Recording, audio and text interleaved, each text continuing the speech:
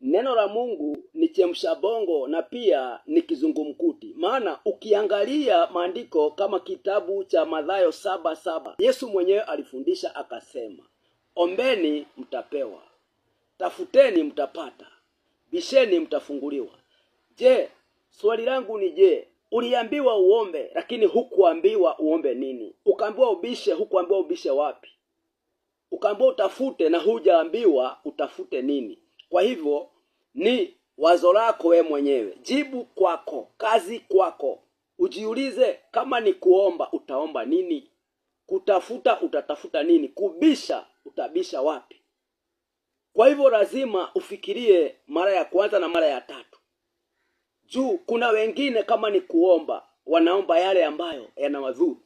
Kuna wengine kama ni kubisha wanabisha mpaka kule hakustahili. Wengine nao kama ni kutafuta wanatafuta mpaka kule ambako hakustahili kutafutwa. Kwa hivyo lazima uwe mwangalifu sana. Fikiria sana, omba Mungu akupe ufunuo na ufafanuzi kamili wa kuweza kujua kama ni kuomba utaomba nini, kubisha utabisha wapi, na kutafuta utatafuta nini. Elewa hiyo.